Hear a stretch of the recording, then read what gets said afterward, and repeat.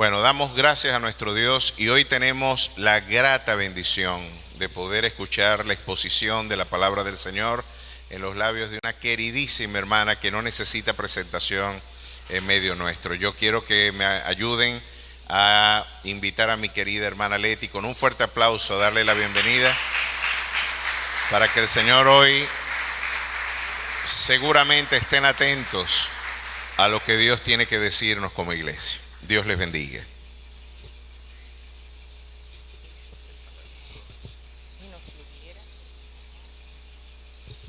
Buenos días, Dios les bendiga. Dios me les bendiga. Déjenme ubicar aquí el pasaje del que vamos a hablar.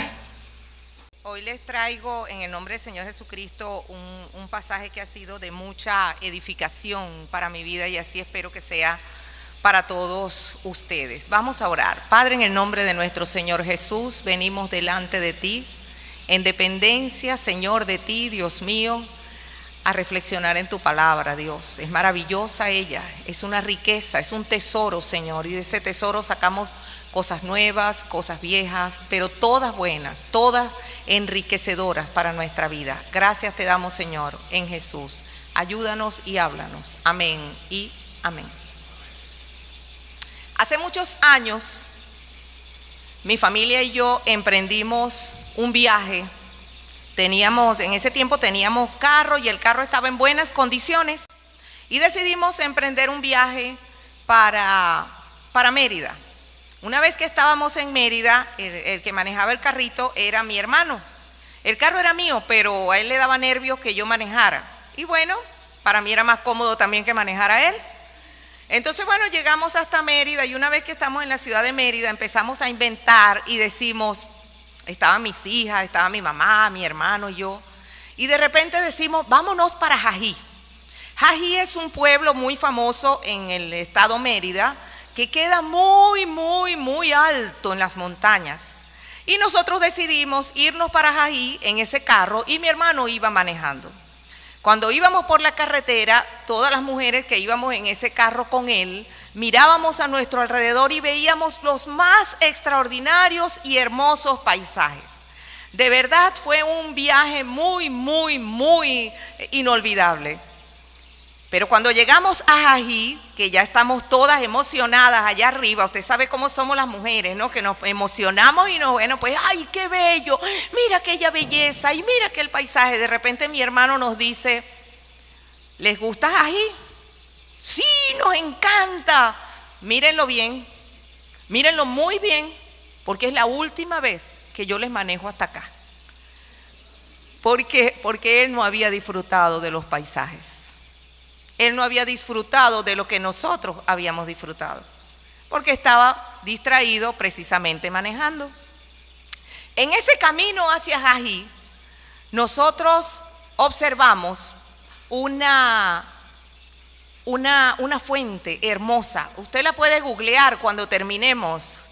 Se llama la Fuente del Velo de Novia. Esa Fuente del Velo de Novia es famosa porque tiene una forma muy particular. Es una cascada que viene en una forma muy reducida. Esa cascada está muy alta y muy reducida, y a medida que ella va cayendo se va ampliando el agua. Y entonces cuando usted lo ve desde la carretera o desde cualquier otra parte, eso se parece un velo de novia. El agua se va difuminando en la parte de abajo y de verdad es una cosa hermosa. Puede buscarla en Google cuando quiera. Y si algún día vamos a Mérida o va a Mérida, le recomiendo que trate de ir en un viaje en el que pueda observarla. Mi hermano no pudo disfrutar la cascada del velo de la novia. Y no lo pudo disfrutar porque él estaba mirando la carretera y tenía que mirarla. Muchos de nosotros, iglesia, muchas veces no podemos disfrutar la cascada del velo de novia que nos presenta la palabra porque estamos distraídos en otra cosa. Este capítulo que hoy vamos a estudiar es para mí como una cascada del velo de novia, porque inicia muy en lo alto, en una caída de agua bastante comprimida, y a medida que esa caída va avanzando, se va ampliando. Usted va a ver, ¿A qué me refiero? Se va ampliando. Y se va ampliando en nuestras relaciones como seres humanos. Vamos a estar leyendo en Romanos capítulo 12 a partir del versículo 1. Ahí inicia la cascada del velo de novia de la palabra del Señor. Romanos es un libro extraordinario. Mire, yo le voy a poner un reto. Vamos a ver quiénes aquí me están escuchando. Levanten la mano aquellos que han leído totalmente el libro de Romanos, de principio a fin. No se preocupe si no lo ha leído, pero le recomiendo que lo haga. Le recomiendo que tome usted el libro de Romanos y lo lea de principio a fin, porque ahí se va a encontrar comprimida toda la esencia de lo que es el Evangelio. Ahí va a encontrar usted la explicación doctrinal, como decía el pastor hace rato, de la razón por la que nosotros estamos en este momento, no solamente aquí en este recinto, sino de por qué estamos en la gracia del Señor Jesucristo. Pablo nos explica en esa epístola, a partir del capítulo 1, primeramente nos explica que todos los hombres somos pecadores. Luego pasa a explicarnos que podemos obtener la salvación a través de la sangre del Señor Jesucristo. Hay un momento cúspide en el capítulo 3 donde él, después de exponer que tanto los judíos como los no judíos, todos somos pecadores, él dice: por cuanto todos pecaron y están destituidos de la gloria de Dios, siendo justificados gratuitamente por su gracia, mediante la sangre del Cordero. Una vez que pasa por esa explicación acerca de cómo nosotros somos justificados a través de la sangre del Cordero, él sigue avanzando y nos explica cómo esta salvación es gratuita. Nosotros no tenemos que aportarle ni añadirle nada, y nos sigue explicando que es una salvación por fe. Ahí continúa él hablando acerca de los regalos y la herencia que Dios nos da, que es las arras de su espíritu. Y sigue explicando toda la doctrina que nos tiene y nos mantiene a nosotros apegados al Señor Jesucristo. No somos nosotros, es Él. Únicamente Él quien nos ha traído a su gracia. Una vez que Él ha explicado todo esto, y yo digo todo esto, muchos de nosotros podemos pensar, bueno, si el Señor Jesucristo lo hizo todo, entonces ya yo no tengo que hacer nada. Ese es nuestro pensamiento inicial. De hecho, en los principios de la iglesia surgieron movimientos heréticos que sostenían esto. Si Jesucristo lo hizo todo, yo no tengo que hacer nada. Estos movimientos lo llamaban antinomismo y algunos antinomianismo, o sea, antiley. Yo no tengo ya ningún requisito que cumplir. Y efectivamente nosotros no tenemos que cumplir ningún requisito especial para entrar en la gracia. El Señor mismo ya nos trajo a la gracia, pero nos trajo a la gracia para hacer buenas obras. Nos trajo a la gracia para que nosotros seamos anunciadores de las virtudes del Señor Jesucristo a nuestro alrededor.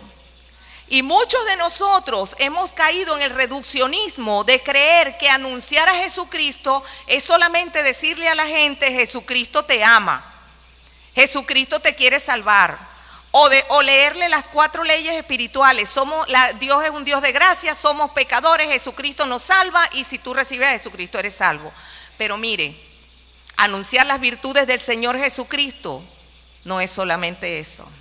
Es un asunto de una vida integral dedicada a que Él se vea reflejado en nuestra vida.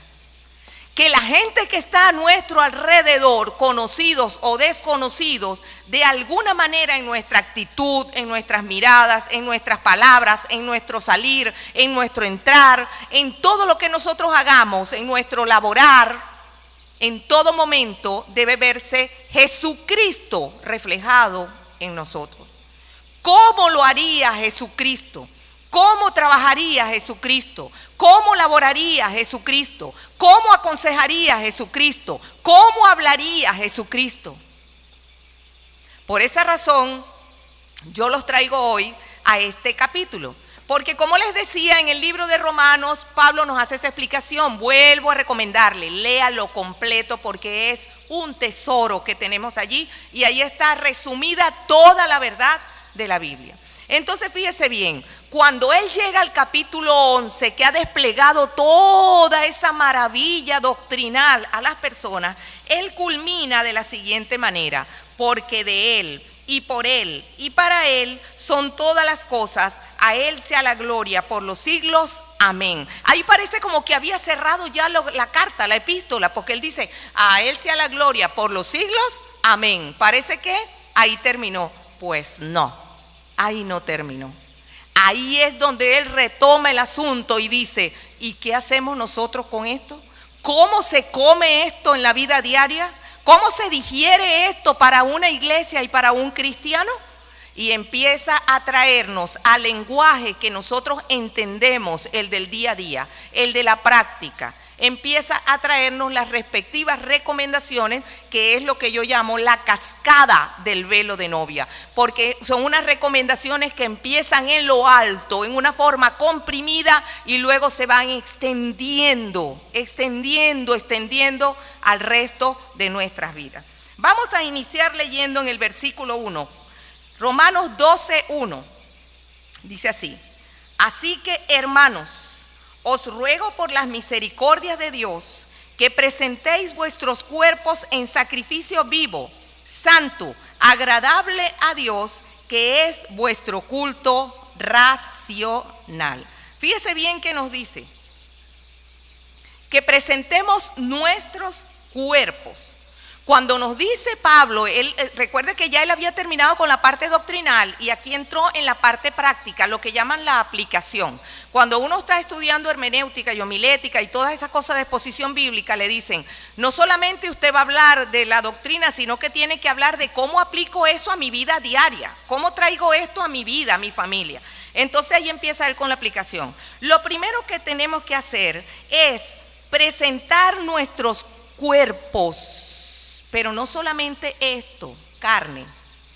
Cuando él habla de cuerpos, está utilizando una figura retórica que se llama sinécdoque, o sea, está incluyendo allí todo el ser humano. Es como cuando nosotros decimos, salimos a evangelizar y nos ganamos cinco almas. 5 almas.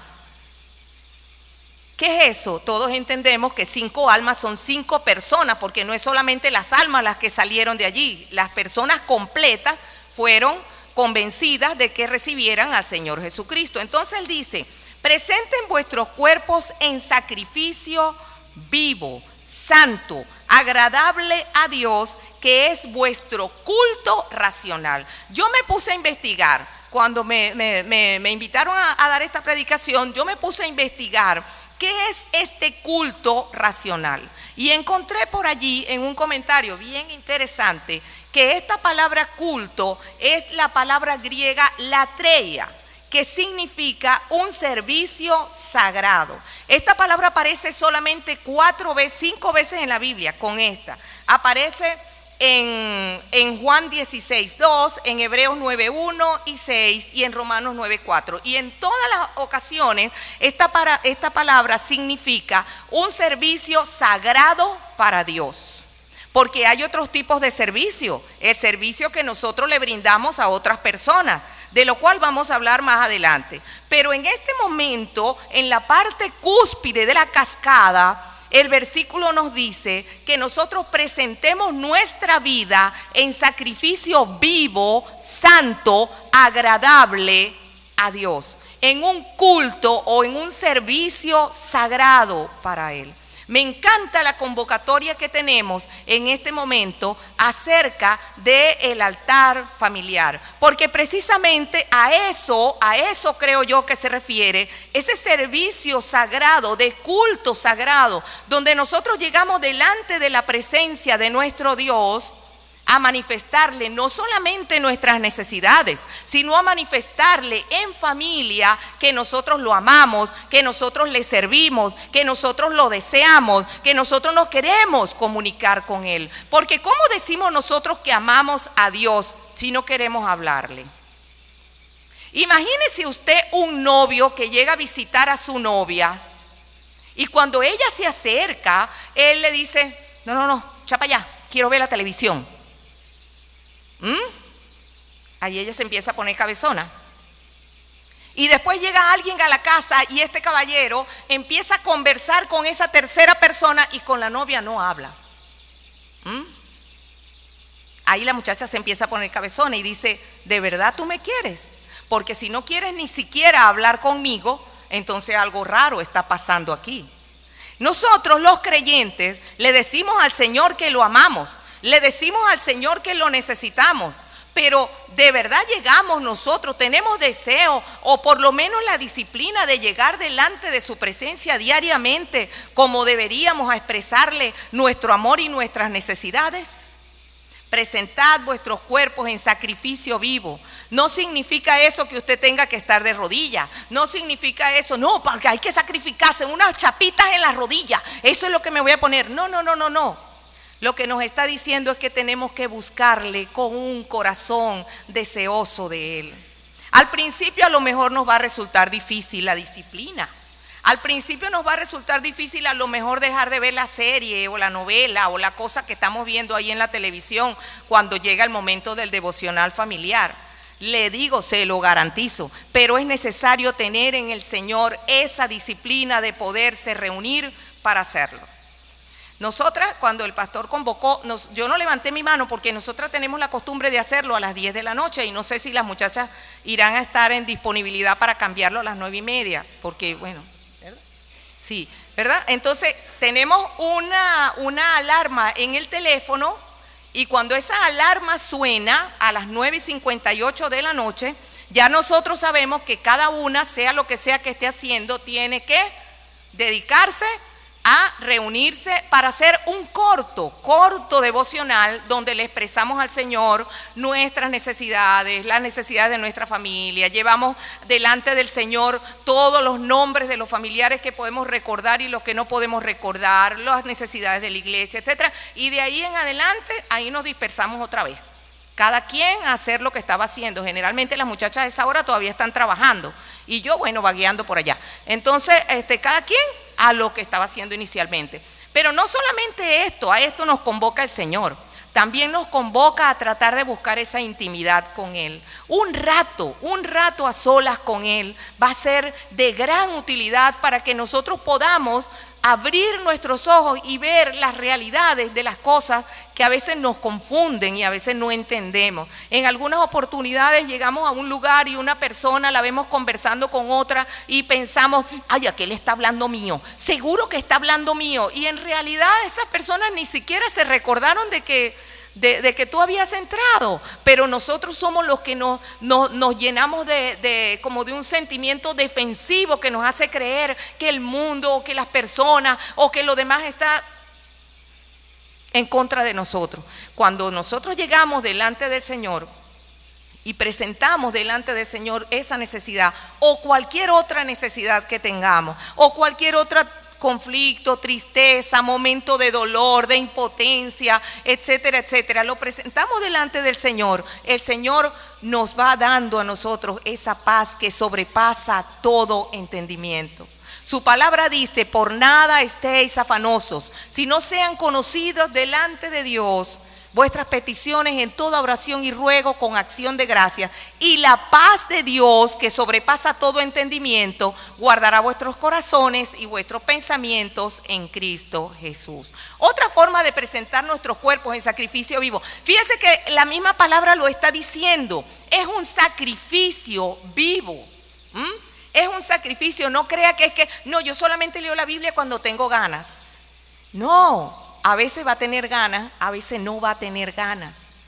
Pero precisamente es un sacrificio que se ofrece delante del Señor. Voy a leer la Biblia un rato. Voy a ver qué es lo que Dios tiene para mí en su palabra viva para hoy. A lo mejor va a recibir allí un consejo. A lo mejor va a recibir allí la respuesta a una decisión importante que lo tenía atormentado. A lo mejor va a recibir allí la consolación que necesita por ese problema que tuvo en su familia o en el trabajo, donde sea.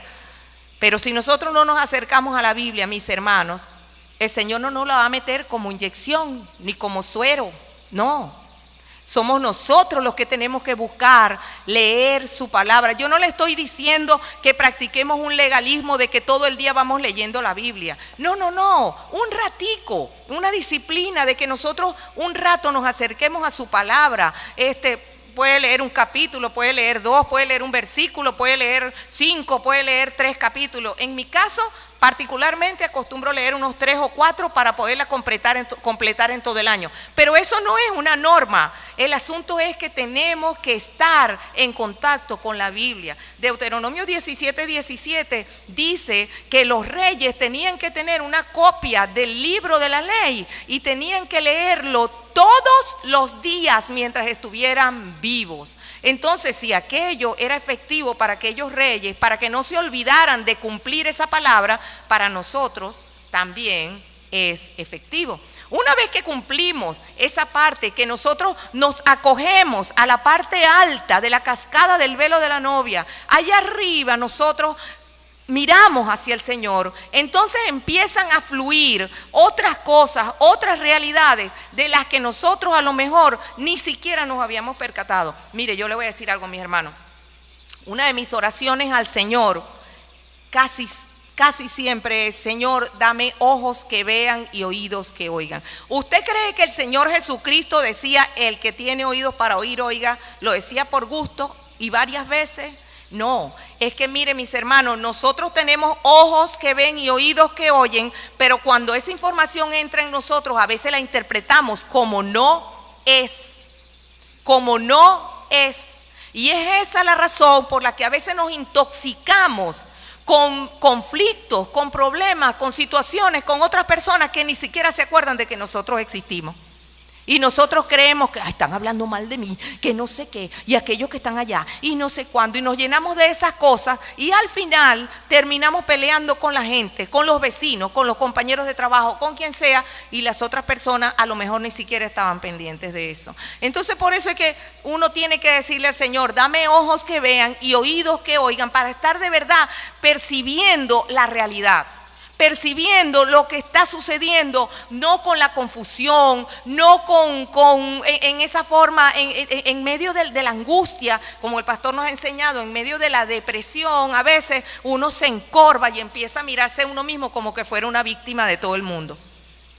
Y en realidad tenemos que tratar de salir de ese estado con ojos que ven y oídos que oyen.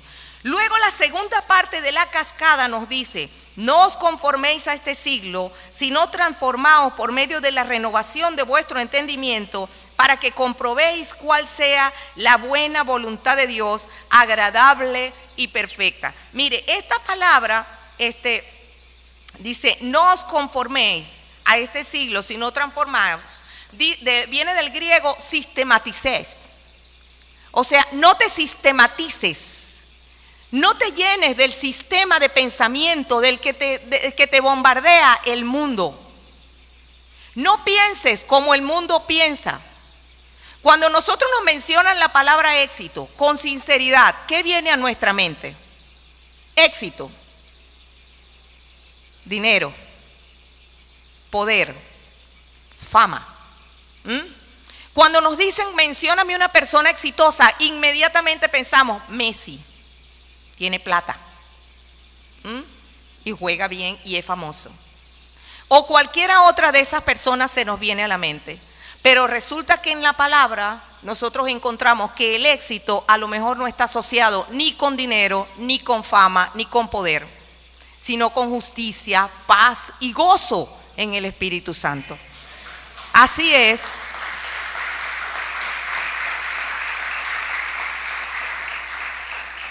Así es como muchas de las ideas del mundo han ido penetrando en nosotros, y muchas de las decisiones que tomamos en nuestra vida están llevadas por ese sistema. No sistematicéis, o sea, no dejes que el sistema del mundo penetre en tu mente, sino evalúa las cosas siempre según el filtro de la palabra. Porque cuando tú evalúas las cosas según el filtro de la palabra, entonces sí vas a poder comprobar que la voluntad de Dios es buena, agradable y perfecta. Fíjese que aquí esta traducción dice que podáis comprobar cuál es la buena voluntad de Dios, agradable y perfecta. Hay otras traducciones que dicen cuál es la voluntad de Dios: buena, agradable y perfecta. Para mí la voluntad de Dios es buena, agradable y perfecta, aunque en determinado momento no signifique comodidad o bienestar económico para mí. La voluntad de Dios, mis hermanos, la podemos aprender a ver como buena, agradable y perfecta cuando nosotros estamos imbuidos dentro de su palabra. Cuando nosotros tenemos ese encuentro diario con Él, el encuentro personal en nuestro devocional, que puede ser en la mañana, en medio del fresquito de la mañana, cuando las personas no se han levantado, qué sé yo, o algo así. Y ese devocional familiar tan importante al cual hemos sido convocados. ¿Por qué? Porque donde están 2 o 3 reunidos en su nombre, ahí está Dios. ¿Se da cuenta? Entonces, primeramente, buscar al Señor en su lectura de su palabra, alabándole, reflexionando en sus atributos. Mire, ahorita tenemos una gran facilidad para encontrar buenas oportunidades, reflexiones, comentarios bíblicos en internet, poder nosotros estudiar la Biblia, además de lo que recibimos aquí en la iglesia, el estudio bíblico de la iglesia o de Magisterium. Nosotros podemos seguir explorando. Me encantó que un hermano se acercó a mí hace rato a hacerme una pregunta teológica, la cual no le supe responder, pero le dije: hermano, lo voy a investigar. Pero ¿sabe qué me resultó satisfactorio? Me hubiera resultado más satisfactorio poderle responder, ¿no? Para que creyera que yo era sabionda. Pero no, tuve que decirle: hermano, no le puedo responder, pero lo voy a investigar. Y ya lo investigué y le voy a mandar su imagen al hermano de lo que encontré.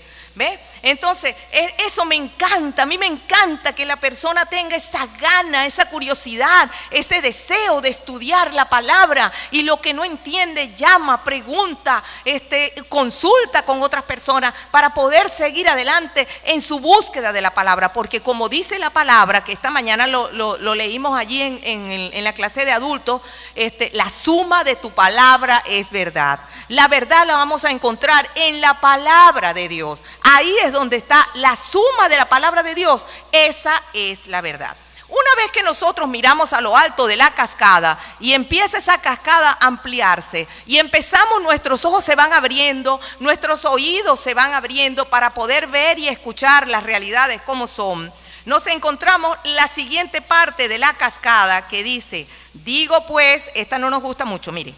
Digo pues, por la gracia que me es dada, a cada cual que está entre vosotros, que no tenga más alto concepto de sí que el que debe tener, sino que piense de sí con cordura, conforme a la medida de fe que Dios repartió a cada uno. Una vez que nosotros tenemos nuestra mirada fija en lo alto de esa cascada y empezamos a ver las perfecciones, las maravillas, los atributos de Dios, la maravilla del sacrificio de su Hijo Jesucristo, la resurrección de su Hijo Jesucristo, y empezamos a profundizar en la palabra, llega un momento en que nosotros nos vemos y nos sentimos chiquiticos. Vemos en nosotros cualquier cantidad de defectos, imperfecciones que nos hacen entender lo débiles que somos. Por eso es que Él dice: usted primeramente presenta su cuerpo en sacrificio, luego transforma su mente, el Señor Jesús transforma su mente, y ahí es donde usted se va a empezar a ver cómo en realidad es. Y usted dice: ¿y para qué eso? Muy fácil. Cuando nosotros nos damos cuenta de que no somos nada, de que estamos llenos de defectos y de pecado, entonces nos resulta menos ofensivo cuando alguna persona nos rechaza.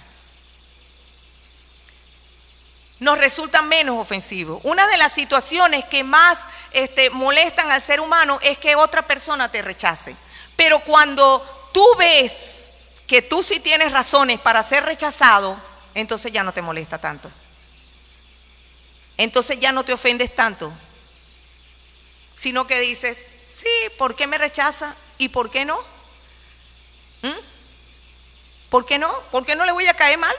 Alguna razón habrá, de tantos defectos que tengo, alguna razón habrá. Entonces Él nos dice aquí: digo pues a cada cual que está entre vosotros, que no tenga más alto concepto de sí que el que debe tener. Eso no significa que somos una cotiza usada, ni nada de eso, no significa nada de eso. Simple y llanamente significa que lo que nosotros somos, lo somos en Cristo y por Cristo. Que no hay nada de nosotros ahí. Nosotros no le estamos aportando nada a esta sociedad. El Señor es quien lo da todo. En días pasados hablábamos acerca de la ofrenda y decíamos en aquel momento, bueno, porque uno cuando da una ofrenda, uno le trae algo al Señor, que uno le dedica al Señor. Y hay un momento como de iluminación en que nos dimos cuenta y dijimos, ya, momentico, no es que yo le traigo algo al Señor, es que todo le pertenece a Él. Y yo me quedo con la mayor parte. Y Él me deja que me quede con la mayor parte. Porque suya es la plata, suyo es el oro. Pero cuando nosotros empezamos a ver las realidades a través de ese ojo, de ese lente de la palabra de Dios, empezamos a ver esas cosas así. Yo no traigo un diezmo, me quedo con el 90% porque el 100% es de Él. Yo no traigo 10, me quedé con 90. Y cuando lo vemos así, empezamos a ver la realidad como es. Todo le pertenece, todo es suyo. A mí me encanta el proceso de Pablo, porque Pablo, él a medida que iba creciendo como ministro, él se iba viendo como más pequeño. Usted lo puede ver en sus epístolas. En las primeras epístolas que él escribe, una de las primeras, que es una de los Corintios, él dice que él es el más pequeño de todos los apóstoles. Él estableció un punto de comparación de 12 personas y dijo, yo soy el más pequeño de todos ellos. Más adelante, él se llama el más pequeño de todos los santos. En otra epístola, más adelante, ya él se ve no solamente como el más pequeño de los líderes, sino el más pequeño de todos los santos. Y luego culmina con una frase que a mí me impacta, donde él dice, yo soy el más grande de todos los pecadores. A medida que él iba avanzando en el ministerio, él se iba viendo a sí mismo como una cosa menor. Porque todo lo que había de gloriarse en ese ministerio, como él mismo lo dijo, solamente se gloriaba en Cristo. Y así tenemos que verlo nosotros. Pero no es fácil verlo así, hermano. No es fácil. No es fácil verlo de esa forma, a menos que nosotros nos fijemos en la parte alta de la cascada. Cuando miramos la parte alta de la cascada, donde va fluyendo esa agua y esa agua se va expandiendo y se va expandiendo, ahí es donde nosotros empezamos a ver las cosas como en realidad son. Ninguno tenga más alto concepto de sí que el que debe tener, si no piense de sí con cordura. Porque cada una de las cosas que tenemos y aportamos, esas las está aportando Él. Amén. Y luego se continúa expandiendo esto. Fíjese bien, primero hablamos de una relación con Dios y luego una relación con nosotros mismos, donde nos empezamos a ver como de verdad somos. Somos dependientes del Señor Jesucristo. Y luego nos dice, porque de la manera en que en un cuerpo tenemos muchos miembros, pero no todos los miembros tienen la misma función, así nosotros, siendo muchos, somos un cuerpo en Cristo y todos miembros los unos de los otros. De manera que teniendo diferentes dones, según la gracia que nos es dada, entonces ahí menciona todos los dones, ¿verdad? Y pasa al versículo 9 y dice, el amor sea sin fingimiento, aborreced lo malo, seguid lo bueno. Amaos los unos a los otros con amor fraternal, en cuanto a honra, prefiriéndoos los unos a los otros. En lo que requiere diligencia, no perezosos, fervientes en espíritu, sirviendo al Señor. Y así continúa con una serie de instrucciones que culminan en el versículo 16, donde dice, unánimes entre vosotros, no altivos, sino asociándoos con los humildes. No seáis sabios en vuestra propia opinión. Recuerda lo que acabamos de hablar, que decía, ninguno tenga más alto concepto de sí que el que debe tener. Y luego llega Pablo y se pasea por una serie de instrucciones y vuelve a recaer sobre la misma que nos había dado al principio. Versículo 3, versículo 16. Este es un recurso retórico que se usaba en la antigüedad que se llama inclusio. Este recurso retórico implicaba que una verdad importante era encerrada entre dos manifestaciones de la misma idea. Él nos está diciendo, no tengas más alto concepto de ti que el que debes tener, y al final, después de todas las instrucciones, nos vuelve a repetir, ¿verdad? Que no seáis sabios en vuestra propia opinión. ¿Qué nos está diciendo este inclusio? Nos está diciendo, pon el foco en lo que está dentro de estas dos expresiones. Mete tu foco aquí, porque aquí es donde vas a encontrar el meollo de la cuestión, de las relaciones que debe haber con los hermanos. No solamente con los hermanos de tu iglesia, de tu congregación, sino con todos los hermanos alrededor, los de otras iglesias y también los del cuerpo del Señor, que es la iglesia a nivel mundial. Debe haber en nosotros una preocupación por nuestros hermanos. No deberíamos nosotros ser insensibles ante el sufrimiento de los hermanos. No deberíamos nosotros estar tranquilos sin orar por nuestros hermanos, los que sufren o los que están haciendo misiones o los que están en un hospital, aunque nosotros no estemos enterados de su nombre, que están en este momento en medio de una enfermedad, que están sufriendo en alguna parte. A nosotros nos corresponde estar todo el tiempo amándonos los unos a los otros, prefiriendo la honra del otro por encima de la nuestra. Y todo este desarrollo de relaciones armónicas dentro de la iglesia se basan en una cosa: no tengas más alto concepto de ti que el que debes tener, y ninguno sea sabio en su propia opinión. Cuando nosotros, mediante la relación directa con el Señor, a través de esos devocionales familiares, vamos a empezar a reflexionar en familia. ¿Quiénes somos?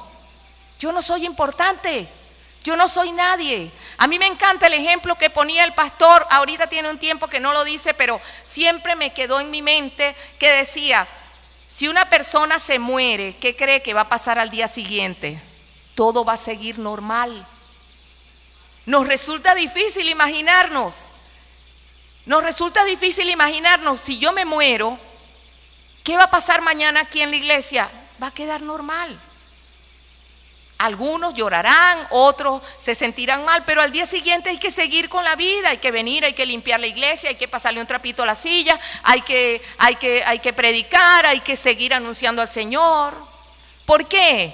Porque nadie es tan importante. Todos somos personas susceptibles de ser sustituidas. Nadie es insustituible. Entonces, ninguno tenga más alto concepto de sí que el que debe tener. Si no, piense de sí con cordura.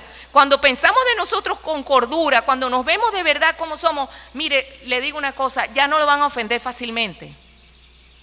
No lo van a ofender. ¿Por qué? Porque usted dice, sí será verdad. Sí será verdad que soy así. A veces es así. Hermana, porque usted es tan refunfuñona. Ay, me dijo refunfuñona, que no sé qué, pero si será verdad, yo creo que debe tener razón, debe tener algo de razón. Entonces fíjese usted, primero miramos al Señor, luego transformamos nuestra mente, luego transformamos nuestras relaciones con los hermanos, con la iglesia, y finalmente llegamos al final de la cascada, cuando ya la cascada se expande y nos dice así, a partir del versículo 17 en adelante: no paguéis a nadie mal por mal, procurad lo bueno delante de todos los hombres. Fíjese que ya aquí no me está hablando de mis relaciones con la iglesia, con mis hermanos. El amor, la fraternidad, la solidaridad, la empatía, el orar los unos por los otros, todas las cosas a las que estamos acostumbrados. Aquí ya me está hablando de mis relaciones con todos los hombres, sean creyentes o no sean creyentes, sean ateos o sean blasfemos o sean lo que sea. Mi relación con todos los hombres también debe ser una relación armónica. No paguéis a nadie mal por mal. Procurad lo bueno delante de todos los hombres. si es posible, en cuanto dependa de vosotros, estad en paz con todos los hombres, en cuanto dependa de vosotros. Sí habrá personas difíciles, sí habrá personas con quienes de verdad uno no encuentra cómo metérsele, pero si usted se mantiene con paciencia y se mantiene orándole al Señor, en algún momento el Señor va a dar la oportunidad para que aquellas personas que son difíciles también vean que usted no tiene la intención de hacerles daño. No os venguéis vosotros mismos, amados míos, sino dejad lugar a la ira de Dios, porque escrito está: mía es la venganza, yo pagaré, dice el Señor. Este versículo maravilloso dice, ¿verdad? Si tu enemigo tuviere hambre, dale de comer, y si tuviere sed, dale de beber, pues haciendo esto, ascuas de fuego amontonará sobre su cabeza. Este versículo proviene de Proverbios 25, 21 y 22, y aquí le falta un pedacito, pero en Proverbios dice: ascuas de fuego amontonará sobre su cabeza y Jehová te lo pagará. Esa es la parte que más me gusta. A mí me gusta, ¿verdad? Y Jehová te lo pagará. Ahora bien, ¿qué significa esto de ascuas de fuego amontonará sobre su cabeza? Cualquiera puede llegar a pensar que eso tiene relación con que no, yo sí le voy a dar de comer a mi enemigo y le voy a dar de beber a mi enemigo, porque haciendo esto se le va a quemar la cabeza. No, eso no es lo que dice la Biblia. Yo supongo que dice algo más o menos así. Cuando una persona le ha hecho daño a usted y luego necesita de usted, ¿verdad que todos hemos pasado por ese caminito?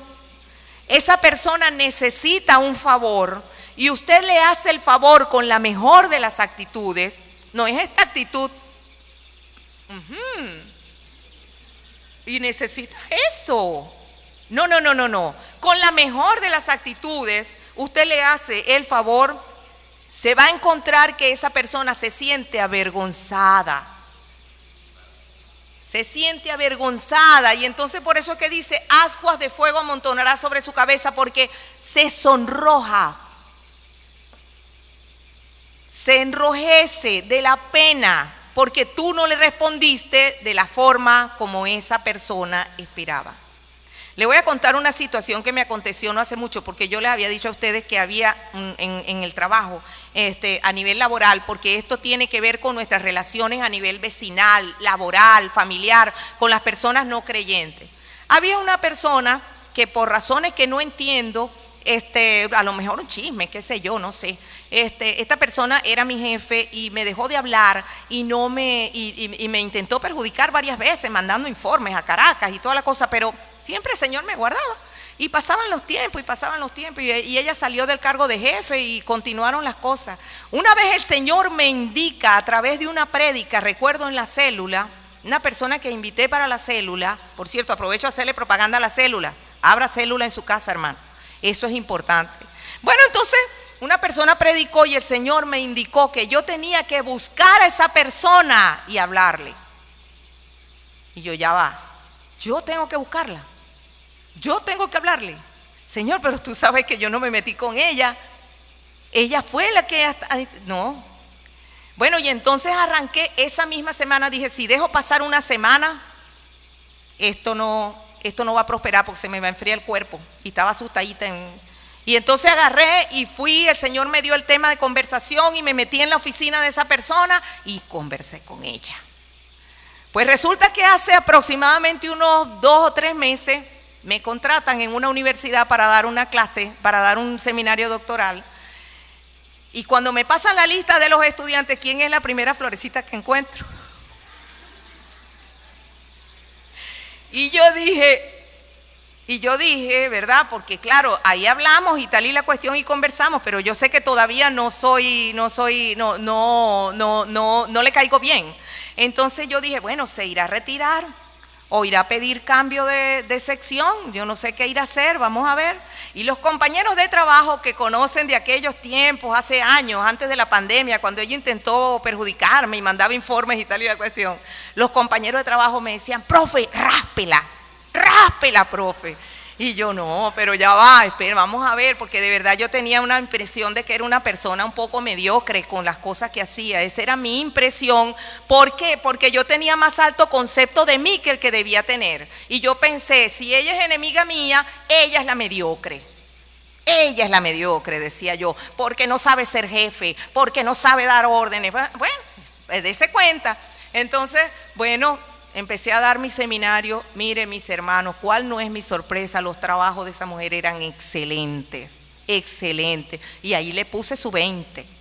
Y ella colocó un mensaje en el grupo donde decía que le había parecido una calidad y todas esas cosas que dicen ahí, tú sabes, cuando uno se está despidiendo, y que yo sé que tiene que haberle salido del corazón porque no es una persona de estar con... Pero ¿cómo hizo el Señor? El Señor lo hizo como lo dice aquí. Si tu enemigo tiene hambre, dale de comer. Si tiene sed, dale de beber. Pues haciendo esto, lo avergonzarás y Jehová te lo pagará. Yo considero que es suficiente pago el haber visto que mi compañera de trabajo por fin me puede ver con otros ojos y por fin puedo tener una relación más armoniosa con ella. Porque en realidad me preocupaba el hecho de que un conflicto en tu trabajo o en cualquiera de tus sitios de labores no anuncia las virtudes de Cristo a través de tu conducta. Cuando tú tienes un conflicto en el trabajo, entre los vecinos o entre la familia, con personas que no son creyentes, eso no anuncia las virtudes de Cristo. Hay que buscar la forma de solucionarlo. No se demore varios años, como fue el caso mío, que el Señor me tuvo que obligar, tienes que ir y solucionar. No se demore varios años. Proceda rápido, porque ascuas de fuego amontonará sobre su cabeza, y la parte que aquí a mí más me gusta, la que está en Proverbios, y Jehová te lo pagará. Alguna bendición especial va a venir sobre nosotros cuando resolvamos esos conflictos con las demás personas. Y dice, no seas vencido de lo malo, sino vence con el bien el mal. No seas vencido de lo malo, mis hermanos. Aborrece todo lo que sea malo. No seamos como esos evangélicos que están tratando de llegar a la orillita del pecado sin pecar. ¿Qué es lo más subido de tono que puedo ver en la televisión sin pecar de estar viendo pornografía? ¿Cuál es la mentirita que puedo meter que todavía sea blanca y no se me convierta en pecado de mentira? ¿Cómo puedo yo participar de una murmuración pero sin que yo peque? Bueno, escuchándola. Yo la escuché, yo no pequé, pues yo solamente presté mis oídos. No, esa no es la forma.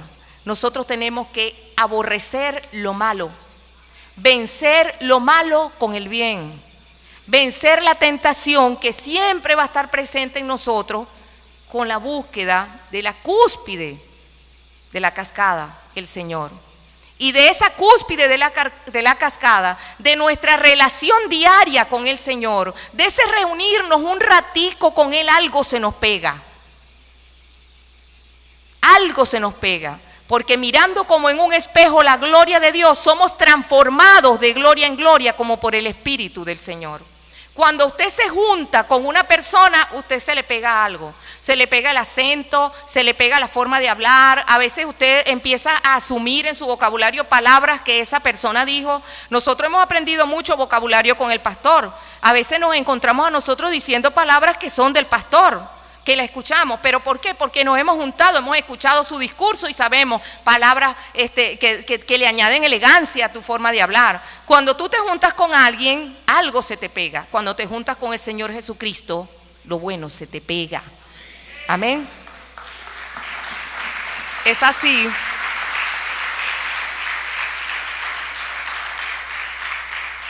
Júntate con el Señor Jesucristo todos los días. Un ratico, júntate con Él. Habla con Él un rato, escucha su voz a través de su palabra. Júntate con Él en familia por las noches a las 9:30 de la noche. Júntate con el Señor Jesucristo y ahí vas a empezar a ver, primero, tu relación contigo mismo. No te vas a ver tan importante, ni tan sabio, ni tan vital. Segundo, tu relación con la iglesia. te vas a preocupar por los hermanos, vas a tenerlos a ellos como más importantes que tú, van a ser ellos primordiales para que su comodidad, para que tú te sientas contento con que ellos se sientan contentos. Y finalmente podrás ampliar esa relación hermosa hacia las personas que no son creyentes, anunciando con tu buena conducta, con tu carácter apacible, con tu capacidad para perdonar. Ahí estás anunciando las virtudes de aquel que nos llamó de las tinieblas a su luz admirable. El Señor me les bendiga, mis hermanos, el Señor me les guarde.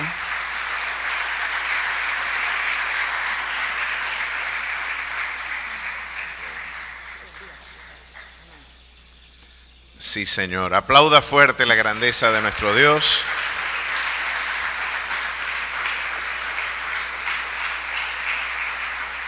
Qué bendición. Qué bendición.